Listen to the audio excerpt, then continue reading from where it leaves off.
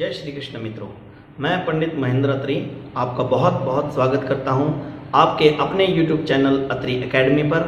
आज के इस वीडियो में मैं आपके लिए लेकर आया हूं जानकारी जन्माष्टमी पर्व के बारे में। अब की बार बहुत अधिक शंकाओं में जनमानस है कि इस बार का जो जन्माष्टमी पर्व है वह किस दिन मनाया जाए, यह किस प्रकार मनाया जाए और यह क्यों मनाया जाए।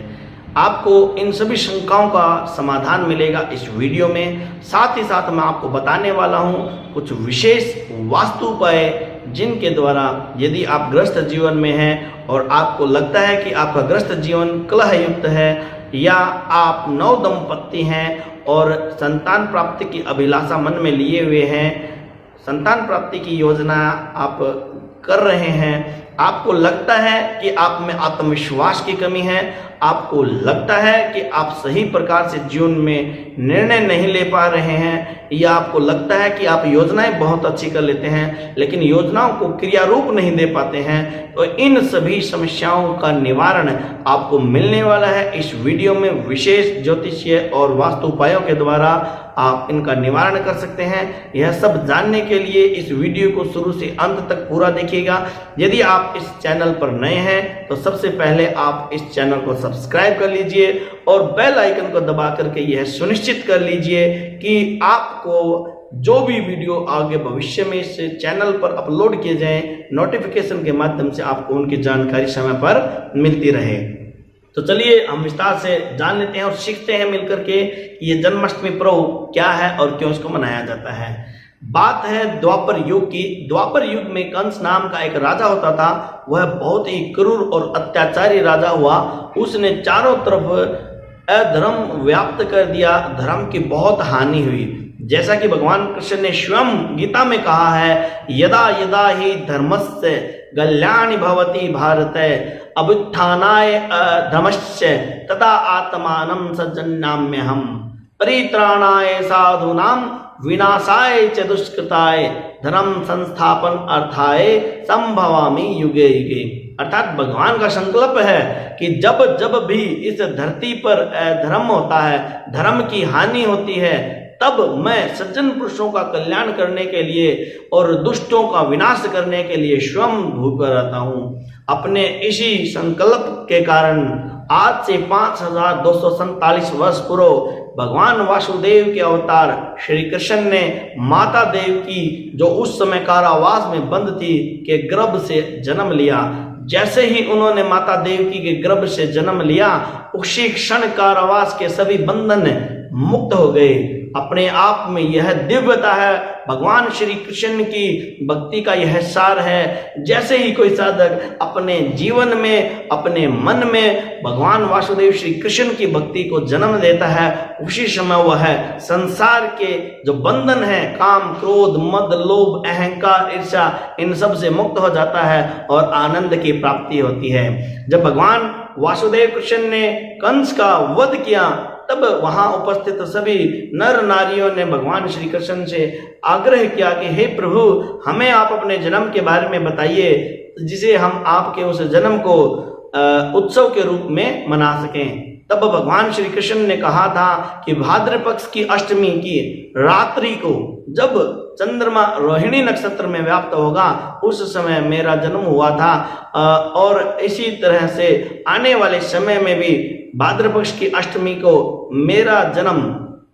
जन्माष्टमी के रूप में मनाया जाएगा। तभी से यह परंपरा कायम है। और आज अगर हम बात करते हैं वर्ष 2020 की, वर्ष 2020 में हम अब की बार 5247वां जन्मोत्सव मना रहे हैं। यह जन्मोत्सव अपने आप में बहुत विशिष्ट हो जाता है जब यह भाद्र पक्ष की अष्टमी रोहिणी नक्षत्र में स्थित व्याप्त होती है, किंतु अब की बार रोहिणी नक्षत्र का पूर्ण अभाव है। यही कारण है कि मन में शंका है कि यह व्रत कब किया जाए। 11 अगस्त को प्रातः 9:07 से अष्टमी तिथि का प्रारंभ होता है, जो 12 अगस्त प्रातः 11:46 तक व्याप्त रहेगी। इस समय कृत्तिका नक्षत्र रहेगा और इस दिन अभिजीत मुहूर्त जो है वो 12:04 से 12:57 तक है और पूरा दिन सर्वार्थ सिद्ध योग है। इस दिन सूर्य कर्क राशि में और चंद्रमा मेष राशि में स्थित होकर के वृद्धि योग का निर्माण कर रहे हैं। और इसके बाद 12 अगस्त को 11:46 के बाद कृत्तिका नक्षत्र के साथ नवमी तिथि का प्रारंभ होता है और 13 अगस्त को प्रातः 3:47 पर रोहिणी नक्षत्र का उदय हो रहा है। इसमें इसी कारण से जनमानस में यह शंका व्याप्त है कि यह जो जन्माष्टमी व्रत है यह 11 अगस्त को किया जाना चाहिए या 12 अगस्त को किया जाना चाहिए। शास्त्रों में अंकित है कि जन्माष्टमी पर्व को मनाने वाले 2 संप्रदाय विशेष हैं। पहला संप्रदाय है स्मार्त संप्रदाय और दूसरा संप्रदाय है वैष्णव संप्रदाय। स्मार्त संप्रदाय के अंतर्गत वे सभी गृहस्थ जीवन के व्यक्ति आते हैं, वो सभी व्यक्ति आते हैं जो गृहस्थ से जुड़े हुए हैं। और वैष्णव संप्रदाय में वो सभी व्यक्ति आते हैं जिन्होंने गुरु दीक्षा लेकर के अपने शेष जीवन को कृष्ण भक्ति के लिए समर्पित कर दिया है। वो सांसारिक मोह और लोभ और सांसारिक व्याधियों से ऊपर उठ कर करके अपने जीवन को पूर्ण रूप से कृष्ण को समर्पित कर चुके हैं। तो इससे यह स्पष्ट होता है कि जो व्यक्ति गृहस्थ जीवन से जुड़े हैं अर्थात स्मार्त संप्रदाय से हैं, उनके लिए यह व्रत 11 अगस्त 2020 को करना ही अधिक लाभदायी होगा और फलदायी भी होगा।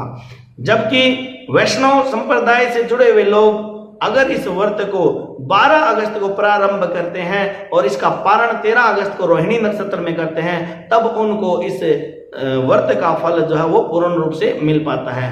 व्रत में क्या होता है, व्रत का प्रारंभ संकल्प से होता है और व्रत पूर्ण जो होता है वो पारण पर होता है। संकल्प कैसे किया जाना है और पारण कैसे होना है यह भी मैं आपको अभी बताता हूं। सबसे पहले हम बात कर लेते हैं कि यह व्रत क्यों जाना चाहिए, क्यों जाना चाहिए, क्यों इसकी परंपरा ऐसी शुरू हुई। स्कंद पुराण में और ब्रह्म पुराण में लिखा हुआ है कि भगवान श्री कृष्ण ने कहा है सर्व धर्मान परित्यज्य मामेकम शरणं व्रज, यानी सभी धर्मों को त्याग कर जो मेरी शरण में आता है, यो माम पश्यति सर्वत्र, जो मुझे ही सर्वत्र देखता है, सर्व च मयि पश्यति, उसका सब कुछ मैं देखता हूं, अर्थात उसका पूर्ण रक्षण मैं करता हूं। मानव जीवन को पूर्ण रूप से रक्षण की आवश्यकता है। उसको दैहिक कष्टों से अपनी रक्षा करनी है, उसे मानसिक वेदनाओं से अपनी रक्षा करनी है, उसे सामाजिक संरक्षण की आवश्यकता है। यह सब उसे कहाँ से प्राप्त होता है, यह सब उसे प्राप्त होता है कृष्ण भक्ति से, व्रत से। तो इसीलिए वेद अगर हम बात करते हैं पुराणों की, तो स्कंद पुराण और ब्रह्म पुराण के अनुसार, कृष्ण के इस कथन के अनुसार, जो व्यक्ति ग्रस्त जीवन में जुड़े हुए हैं, रोगी, वृद्ध और बालकों को छोड़कर शेष जो भी नर नारी हैं, उनके लिए यह व्रत करना अनिवार्य होता है। यह व्रत कैसे किया जाए और किस प्रकार किया जाए, आज वर्तमान में जो व्रत के बारे में एक धारणा स्थापित हुई है वह यह है कि इस दिन हम निराहार रह करके यानी अन्न का त्याग कर करके व्रत को धारण करते हैं, जो भी शास्त्रों संगत नहीं है। व्रत शब्द की जो उत्पत्ति हुई है वह संस्कृत के व्री धातु से हुई है, जिसका अर्थ है, जिससे शब्द बना है व्रत वर्णे। इसका अर्थ है संकल्प, विधि, व्यवस्था, आज्ञाकारिता, अर्थात व्रत धारण करने का अभिप्राय है कि मैं भगवान वासुदेव ने मानव जीवन के लिए जो विधि व्यवस्था बनाई है उसको आज्ञाकारिता से पालन करने का संकल्प लेता हूं।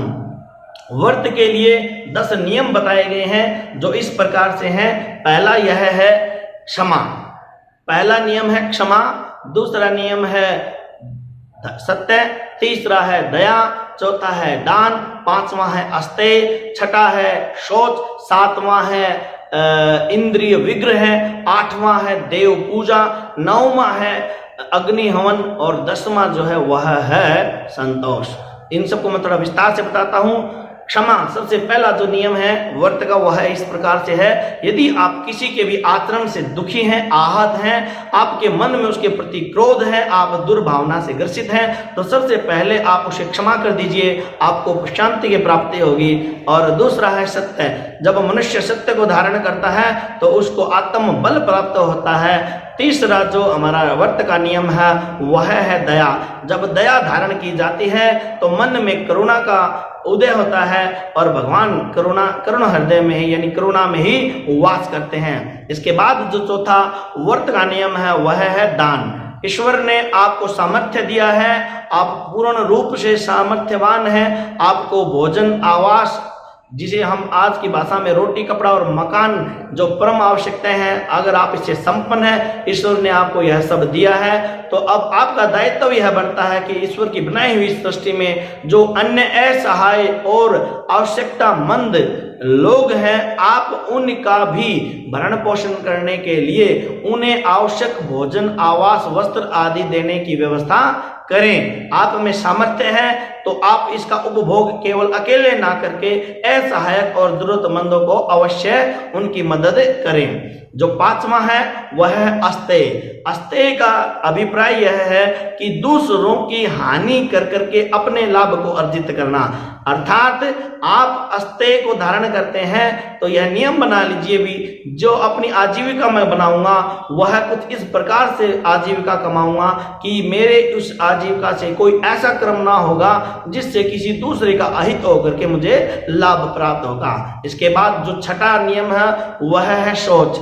शौच से अभिप्राय यह है कि हम अपने स्नान आदि करने के बाद शुद्ध वस्त्र पहनने के बाद दैहिक शुद्धि करें, यानी इस शरीर की शुद्धि की जाएगी। उसके बाद में जो सातवां है वह है इंद्रिय विग्रह। इंद्रिय विग्रह से अभिप्राय हमारा है जो हमारे इंद्रिय हैं, हम अपनी उन इंद्रियों को नियंत्रित करें। जब इंद्रियों को नियंत्रित किया जाता है तो मानसिक बल प्राप्त होता है। जब हम दैहिक शुद्धि कर लेते हैं, मानसिक बल प्राप्त कर लेते हैं, सत्य को धारण कर लेते हैं, क्षमा करके हम जब शांत स्वरूप में होते हैं, तब हम देव अर्चना यानी जो हमारा आठवां नियम है वह है देव अर्चना, यानी हम देव पूजा में अपने आप को समर्पित कर पाते हैं पूर्ण रूपेण। जब हम देव पूजा में समर्पित होते हैं और नौवां जो कर्म है यानी अग्नि हवन करते हैं, उस समय हमारे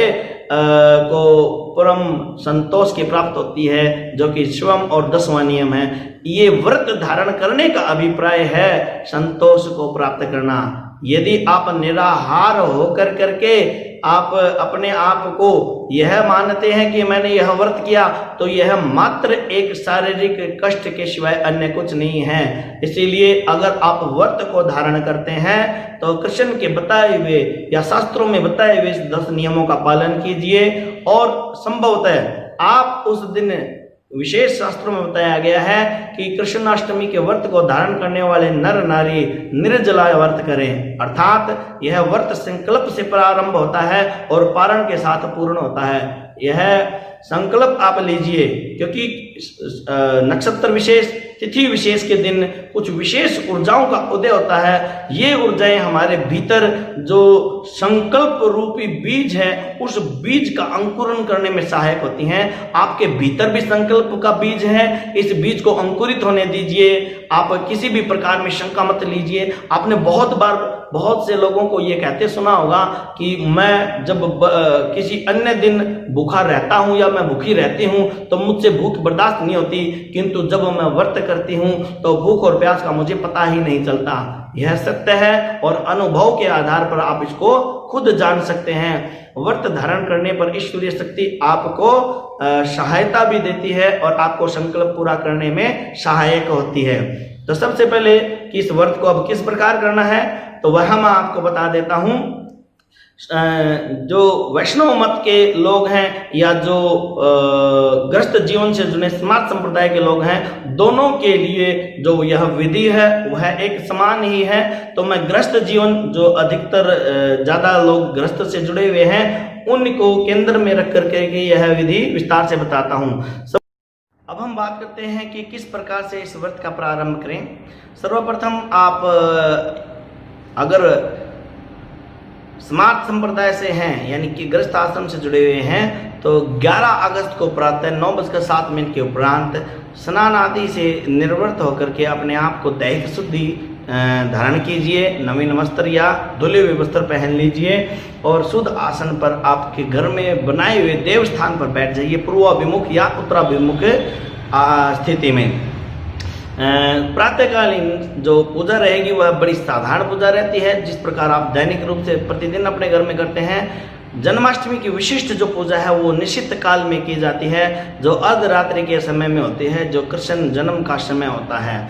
वह विस्तार पूर्वक मैं आपको बताऊंगा, लेकिन प्रातःकालीन पूजा किस प्रकार करनी है, वह थोड़ा संकल्प के साथ किस प्रकार से हमने व्रत का प्रारंभ करना है वह आपको बता देता हूँ। सबसे पहले जब आप पूर्वाभिमुख होकर के या उत्तराभिमुख होकर के आसन पर बैठें, अपने दाहिने हाथ में थोड़ा सा जल ले लीजिए और इस जल में आप चाहें तो कोई सुपारी, साबुत सुपारी या हरी घास या पीला फूल और साथ में द्रव यानी एक 5 या 10 रुपये सिक्का अपने सामर्थ्य अनुसार रख करके आप संकल्प लेंगे। संकल्प के लिए मैं कोई बड़ा विशिष्ट मंत्र नहीं बता रहा हूँ, क्योंकि यह मत भूलिए कि जो ये पूजा है, ये भगवान जो है वो भाव के अधिक भूखे हैं। आप एक भावना बनाइए अपने मन में व्रत को धारण करने की, यानी मैं व्रत को धारण करने के लिए संकल्प लेता हूँ। व्रत एक संकल्प से प्रारंभ होता है जन्माष्टमी का, और पारण पर यह पूर्ण होता है। पारण किस प्रकार किया जाना है वह भी मैं आपको विस्तार से बताऊंगा। सबसे पहले जब आप अपने हाथ पर जल ले लेंगे, जल और साथ में पुष्प, फूल, हरी घास, सुपारी या धन राशि ले लेते हैं, तब आप भावपूर्वक कहिए कि आज भाद्र मास की कृष्ण पक्ष की अष्टमी के दिन, जब सूर्य कर्क राशि में और चंद्रमा मेष राशि में व्याप्त होकर के वृद्धि योग बना रहा है और कृत्तिका नक्षत्र है, मैं अब आप अपने गोत्र का उच्चारण के लिए मैं अत्रि, जिस प्रकार मैं करता हूं अपने गोत्र का उच्चारण करता हूं, उदाहरण के लिए मैं अत्रि गोत्र में उत्पन्न। अब आप अपना नाम लीजिए। उदाहरण के लिए मैं अपना नाम लेता हूं महेंद्र अत्रि, पुत्र श्री विद्यासागर अत्रि, पौत्र श्री चंद्रगिराम अत्रि। ये सब आप अपने लिए बोलिए कि आपका जो गोत्र है उक्त गोत्र में उत्पन्न मैं, अपना नाम, फिर अपने पिता का नाम और अपने दादाजी का नाम। ठीक है। भगवान श्री कृष्ण के व्रत जन्माष्टमी पर्व पर धारण करने का संकल्प लेता हूँ, और मैं संकल्प लेता हूँ कि भगवान ने जो विधि व्यवस्था बनाया है उसको आज्ञाकारिता से मैं उसका पालन करूंगा और व्रत के 10 नियमों को मैं मन से इनको निभाऊंगा और इस जल को किसी पात्र में छोड़ दें। उसके बाद आप धूप दीप जो प्रज्वलित कर करके अपने देव की पूजा अर्चना सामान्य रूप से करें, उन्हें फूल पुष्प नैवेद्य अर्पित करें। नैवेद्य का अर्थ होता है प्रसाद, और उसके बाद आप उनकी आरती कीजिए। यहाँ से आपका व्रत प्रारंभ होता है। विशेष पर्व का जो समय है, विशेष पूजा का जो समय है वो 11 अगस्त की रात्रि 12 बजे के बाद 5 मिनट से 47 मिनट यानी 1 तक का समय है। यह निश्चित काल है, निश्चित काल की पूजा विशेष होती है। यह किस प्रकार से करनी है इसका विधान मैं विस्तार से आपको बता देता हूँ। दिन भर निर्जला व्रत करने के बाद, यानी आपको आहार नहीं लेना है। संभवतः है मैं यह कठोर नियम से नहीं कहता, लेकिन आप अगर संकल्प से इसको करने में सक्षम हैं तो आप किसी भी प्रकार से अन्न या फल उसके विकल्प में ना लें। पूर्ण रूप से 1 दिन के लिए आप अपने संकल्प को मजबूती के साथ धारण कर करके अपने इंद्रियों को वश में करके यह कर सकने में सक्षम है, ऐसा मैं मानता हूँ। बाकी आपको अपने शरीर की सामर्थ्य के अनुसार करना है। आप रात्रि को 12 बजने के उपरांत निश्चित पूजा करेंगे। निश्चित पूजा के लिए जिन घरों में पहले से ही लड्डू गोपाल स्थापित है या जिन्होंने लड्डू गोपाल को स्थापित नहीं किया है, वह किस प्रकार से स्थापित करना है वह मैं आपको बताता हूँ। इसके लिए आप देवस्थान पर एक चौकी स्थापित करेंगे। चौकी पर नया पीला वस्त्र, क्योंकि भगवान श्री कृष्ण को पीला रंग, पीला वस्त्र बहुत ही अधिक पसंद है, इसीलिए इन्हें पीताम्बर भी कहा जाता है,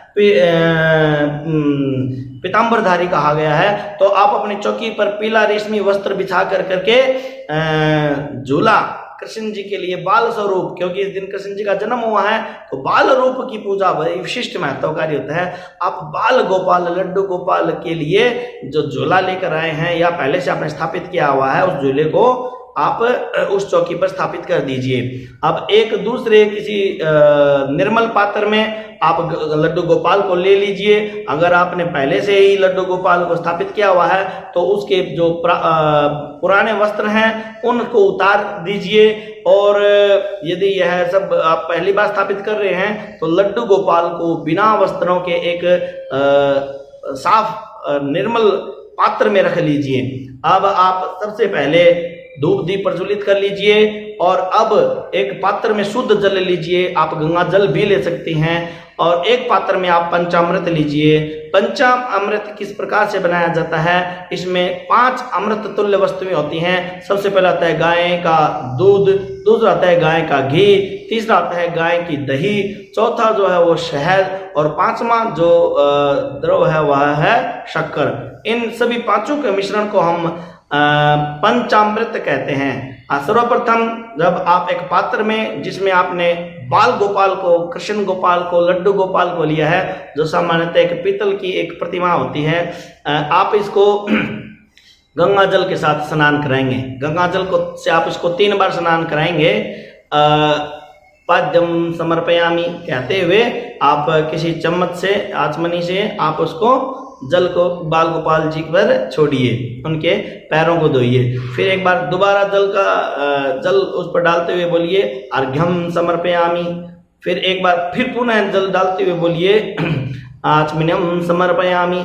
उसके बाद आप बाल गोपाल को दूसरे पात्र में से पंचामृत लेते हुए उस पंचामृत से स्नान कराइए, और पंचा अमृतम स्नानम समर्पयामी कहते हुए आप पंचामृत से उनको स्नान कराइए। जब आप उनको पंचामृत से स्नान करा लें, उसके उपरांत फिर उन्हें गंगा जल से धोइए, गंगा जल से उन्हें स्नान कराइए, और बोलिए शुद्धोदकः स्नानम समर्पयामी। अर्थात गंगा जल से स्नान कराने के बाद अब बाल गोपाल को उठा लीजिए और निर्मल धुले हुए साफ वस्त्र से उनको पोंछ दीजिए। अब पोंछ देने के बाद बाल गोपाल की इस प्रतिमा को आप झूले पर विराजमान कीजिए। झूले पर विराजमान करने के बाद जो नवीन वस्त्र आपने रखे हैं दूसरे पात्र में, उन नवीन वस्त्रों को आप भगवान श्री कृष्ण जी के बाल रूप को प्रदान कीजिए, समर्पित कीजिए, और कहिए वस्त्रम समर्पयामि। आप उन्हें वस्त्र प्रदान करेंगे। वस्त्र धारण करा देने के बाद आप उन पर सुगंध लगाइए और बोलिए गंधम विलेपयामि। उसके बाद ध्यान रखिए भगवान वासुदेव कृष्ण को आपको तिलक धारण कराना है, और तिलक धारण कराने के बाद सामान्य शास्त्रों में यह बताया गया है कि तिलक के बाद हम अक्षत धारण करते हैं, लेकिन यहाँ विशेष बात यह है कि भगवान वासुदेव कृष्ण को अक्षत नहीं चढ़ाए जाते हैं। तो इसीलिए आप तिलक के लिए सही विकल्प जो है, जो भगवान श्री कृष्ण को बहुत प्रिय है, वह है चंदन। और चंदन में भी गोपा चंदन उन्हें बहुत पसंद है, तो आप चंदन को श्वेत चंदन भी ले सकते हैं, या फिर गोपा चंदन से उनको तिलक कीजिए और कहिए चंदनम विलेपयामि तिलकम, चंदनम तिलकम समर्पयामि। उसके बाद आप धूप दीप जो आपने प्रज्वलित किए हैं, तो धूप को दक्षिणावर्त यानी घड़ी की सुई की दिशा में भगवान श्री बाल गोपाल रूप में जो विद्यमान है, जो आपने विराजमान किए हैं, उनको धूप दक्षिणावर्त घुमाते हुए बोलिए धूपम आघ्रपयामि। फिर उसके बाद आप दीपक को भी दक्षिणावर्त घुमाते हुए बोलिए दीपकम दृश्यामि। तदोपरांत आप उसके बाद आप भगवान वासुदेव कृष्ण को नैवेद्य देंगे। एक बात याद रखिए, नैवेद्य बोलते हैं प्रसाद को, और भगवान श्री वासुदेव कृष्ण को सबसे अधिक प्रिय क्या था? माखन और मिश्री। अगर आप यह लगाते हैं तो यह बहुत ही उपयुक्त है, और यह बहुत जटिल भी नहीं है। अगर आपको यह पहले से वीडियो पता चल गया है तो रात्रि की पूजा से पूर्व ही आप कुछ दही बना करके उसके दही के मंथन से थोड़ा सा मक्खन आप खुद अपने घर पे बनाइए, बजाय कि इसको बाजार से लाने के। इस मक्खन को भी आप किसी अच्छे पात्र में, स्वच्छ पात्र में रख लीजिए, साथ में कुछ मिश्री रखिए, और जब आप धूप आघ्रपयामि दीपकम दर्शयामि, धूप दीप जब समर्पित कर दे, उसके बाद में आप भगवान वासुदेव को वह बाल रूप में विद्यमान बाल गोपाल को माखन और मिश्री का भोग समर्पित करते हुए कि ये नैवेद्यम निवेदयामि। और एक विशेष ध्यान रखिए, इसको आपको उस प्रतिमा के मुंह पर लगाने की आवश्यकता नहीं है। ये भाव की प्रतिमा आपने उनको दे दिया है, उन्हें समर्पित है, वो सूक्ष्म रूप से उसको ग्रहण कर रहे हैं। आप भावपूर्वक उनको दर्शाते हुए आप उनके सामने समक्ष रख दीजिए। अब उसके बाद में जल का छिटा दीजिए और बोलिए नैवेद्यांते आचमीनम जलम समर्पयामि। उसके बाद आप भगवान श्री कृष्ण को पुष्प अर्पित कीजिए। भगवान श्री कृष्ण को जो सर्वाधिक प्रिय पुष्प है वह है वैजयंती के पुष्प। अगर आपको ये उपलब्ध हो जाते हैं तो आप वैजयंती के पुष्प उनको चढ़ाइए, नहीं तो आप इनको कमल के पुष्प भी चढ़ा सकते हैं।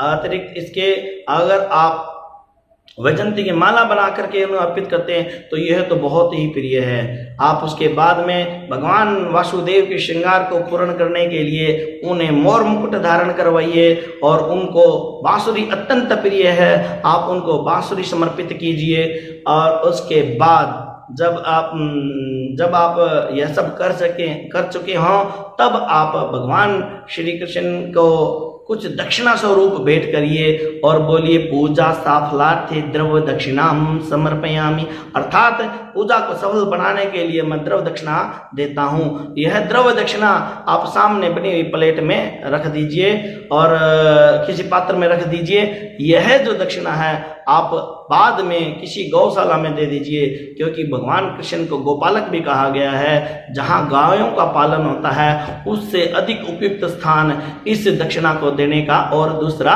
नहीं है। जब यह सब आप कर लें उसके बाद आप भगवान श्री कृष्ण की आरती कीजिए।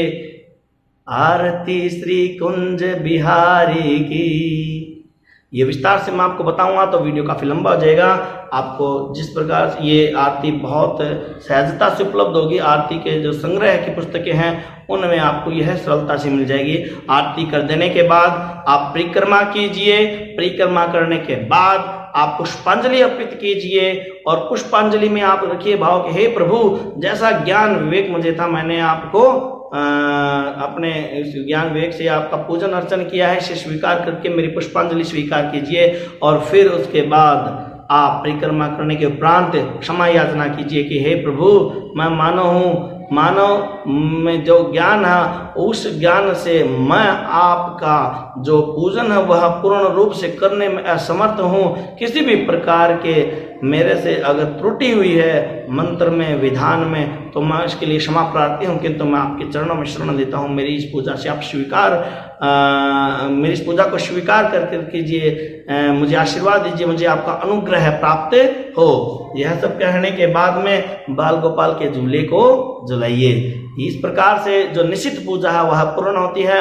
यह सब करने के बाद में अब आप, क्योंकि इस बार भाद्र पक्ष की अष्टमी को रोहिणी नक्षत्र पूर्ण रूप से अनुपस्थित है, तो आप यह निश्चित पूजा करने के बाद चंद्रमा के दर्शन करेंगे।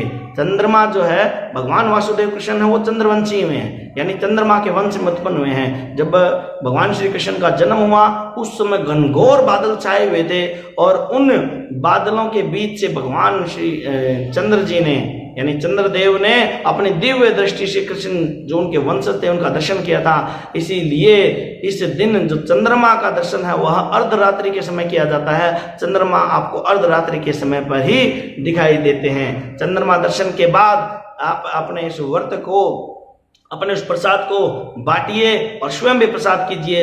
यह पारण है। इस प्रकार से जो दिन भर का व्रत आपने संकल्प से प्रारंभ किया था इस पारण के साथ पूर्ण होता है। और आपने अगर दसों नियमों का पालन किया है तो अवश्य यह विश्वास कर लीजिए कि आपको आपकी भक्ति का फल मिलने वाला है। बहुत सुंदर कुछ अच्छा आपके जीवन में घटित होने वाला है। प्रभु आप पर प्रसन्न है। मन की प्रसन्नता ही इस बात का संकेत है कि ईश्वर के आप समीप हैं। वैष्णव मत के जो लोग हैं उनके लिए क्रम यही रहेगा, किंतु उनको जो अपना व्रत प्रारंभ करना है वह 12 अगस्त को 11:46 के बाद, जो नवमी 11 अगस्त को प्रारंभ करना है प्रातः संकल्प के साथ। इसी प्रकार और जो इसका पारण करना है वह पारण 13 अगस्त को जब रोहिणी नक्षत्र प्रारंभ होगा, उस रोहिणी नक्षत्र में उनका पारण होगा। विधान विधि यही है। अगर आप इस प्रकार से करते हैं तो यह निश्चित है कि आपको भगवान वासुदेव की असीम कृपा प्राप्त होगी। अब हम बात कर लेते हैं जिसका आपको बहुत देर से इंतजार था, वो कौन से उपाय हैं जिनके द्वारा आप अपने जीवन को अधिक सुखद बना सकते हैं। तो हम सबसे पहले बात करते हैं, श्री कृष्ण के जन्माष्टमी की बात चल रही है, तो मेरे जो उपाय हैं वो सभी कृष्ण के ऊपर ही केंद्रित होंगे। तो सबसे पहले मैं उन व्यक्तियों को यह उपाय बताता हूं जिनको लगता है कि मैं विचार तो बहुत करता हूं, मेरे विचार भी सही होते हैं, किंतु मैं अपने उन विचारों को क्रिया रूप देने में असमर्थ हूं। बहुत सारे ऐसे लोग होते हैं जो बैठते हैं और योजनाएं बनाते हैं कि मैं इस प्रकार से जीवन उपार्जन के लिए या इस प्रकार से जीवन को जीऊं तो मुझे ये यश और कीर्ति धन आदि प्राप्त होगा, किंतु यह मात्र विचार बनकर रह जाता है। उन व्यक्तियों के लिए यह सबसे उचित उपाय है कि वो जन्माष्टमी के दिन प्रातः 9:07 के बाद पूर्ण दिन, इस दिन सर्वार्थ सिद्धि योग है।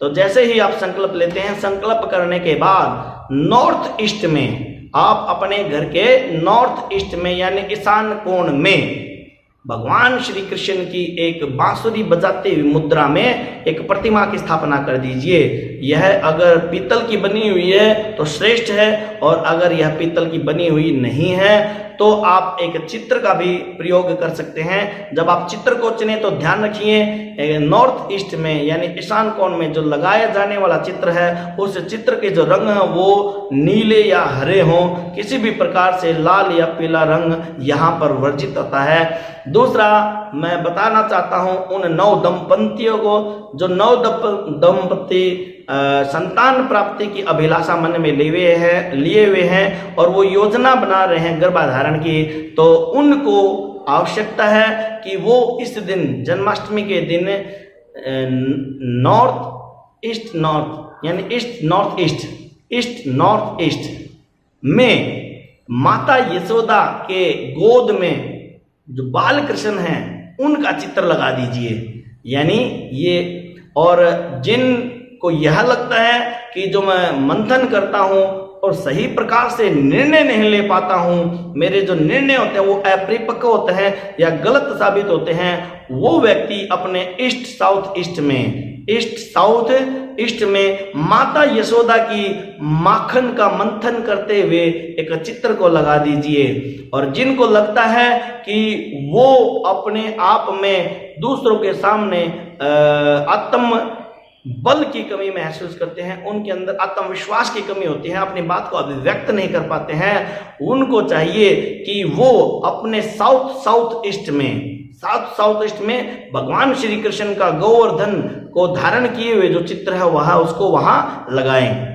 जिस प्रकार मैंने बताया है कि नॉर्थ ईस्ट में और नॉर्थ ईस्ट में जो चित्र होंगे उनका जो रंग है वह नीला और हरा हो, और लाल और पीले से बचना है। उल्टा इसके साउथ ईस्ट और साउथ ईस्ट में जिन चित्रों का प्रयोग करें उन चित्रों के रंग जो है वो लाल रंग में हो तो अधिक उपयुक्त होता है, क्योंकि वो साउथ ईस्ट ये अग्नि तत्व की प्रधानता के प्रतीक हैं, और जबकि जो नॉर्थ ईस्ट है वह जल तत्व का प्रतीक है जिसको हम नीले रंग से प्रदर्शित करते हैं। अब मैं बात करता हूं उनके बारे में जिनको यह रहता है कि वो अच्छे मार्गदर्शन के अभाव में है।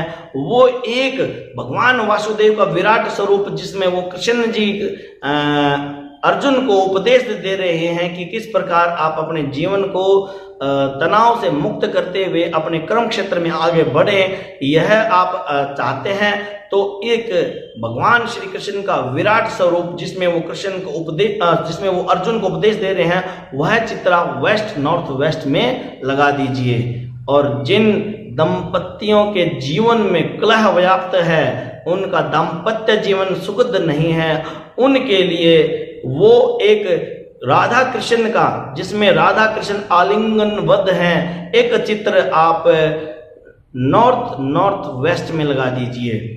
नॉर्थ नॉर्थ वेस्ट में लगा दीजिए। और ध्यान रहिए कि नॉर्थ नॉर्थ वेस्ट का जो चित्र है उसके रंग भी नीले या सफेद हों। यहाँ भी पीला और लाल रंग और हरा रंग वर्जित है। तो ये आपको जो मैंने दिशाएं बताई हैं ये आप किस प्रकार से ज्ञात करेंगे, किस प्रकार से यह जान पाएंगे कि आपके घर का नॉर्थ ईस्ट किस तरह है। तो उसके लिए मैं बड़ी सरल विधि बताता हूं। आप अपने घर के केंद्र स्थान पर, यानी जो आपका घर है उसके बिल्कुल मध्य में एक कंपास रख दीजिए। अगर आपके पास कंपास नहीं है, कंपास यानी दिशा सूचक यंत्र, तो आप अपने मोबाइल में एक कंपास गूगल प्ले स्टोर से डाउनलोड कर लीजिए। और जब आप उसको रखते हैं तो रख देने के बाद उस कंपास के ऊपर जो कोण है वो वहां पर अंकित होते हैं। तो आप जब कंपास अपने घर के केंद्र स्थान पर रखते हैं तो वहां से जब देखिए जिस तरफ 45N यानी 45 डिग्री नॉर्थ लिखा हुआ है, ठीक है, नॉर्थ ईस्ट, वह आपका ईशान कोण है। आप उसकी सीध में आप देख लीजिए कि यह कौन सा क्षेत्र मेरे घर का है। वहां आप भगवान श्री कृष्ण की बांसुरी बजाते हुए प्रतिमा का या उसके चित्र की स्थापना करेंगे। और ईस्ट नॉर्थ ईस्ट जो है वह देखने के लिए आपका जो कोण रहेगा वो लगभग क्या आएगा 75 डिग्री, 60 to 70 डिग्री के बीच में आपका ईस्ट नॉर्थ ईस्ट रहेगा। और ईस्ट साउथ ईस्ट जो है वह ईस्ट साउथ ईस्ट जो रहेगा वह रहेगा आपका लगभग 100 से 110 डिग्री के बीच। और उसके बाद आप साउथ ईस्ट की अगर बात करते हैं तो वह लगभग रहेगा 155 से 165 के बीच में आप जो रखते हैं वह लगभग साउथ ईस्ट के आसपास होता है। वेस्ट नॉर्थ वेस्ट जो है वो 280 से 290 के बीच में। और नॉर्थ वेस्ट जो है वह कंपास के अनुसार 340 से 350 नॉर्थ वेस्ट में आपको पता चलेगा। इस प्रकार से आप इनको स्थापित कर दीजिए और 3 सप्ताह भीतर आप देखेंगे कि किस प्रकार से चमत्कारिक रूप से आपको लाभ प्राप्त होता है। इसी प्रकार की और अधिक जानकारी प्राप्त करने के लिए आप इस चैनल पर बने रहिए। आपको अगर ये पसंद आया है तो उसको लाइक कीजिए और अधिक से अधिक इसको शेयर कीजिए। जय श्री कृष्णा। फिर मिलते हैं एक विशेष जानकारी के साथ। अगला वीडियो लेकर हम उपस्थित होंगे। गणेश चतुर्दशी के बारे में जो अभी आने वाला व्रत है उसका विधान भी मैं आपके सामने लेके आऊँगा। और साथ ही साथ अन्य जो ज्योतिष किस प्रकार से सीखे, वास्तु क्या है, वास्तु के मूल सिद्धांत क्या है, वास्तु के उपाय क्या है आदि, ये सीरीज भी मैं शुरू करने वाला हूँ। आपको इस चैनल पर देखने को बहुत कुछ मिलेगा, इसीलिए इस चैनल से जुड़े रहिए, इसको अधिक से अधिक शेयर कीजिए। धन्यवाद। फिर मिलते हैं अगले वीडियो में।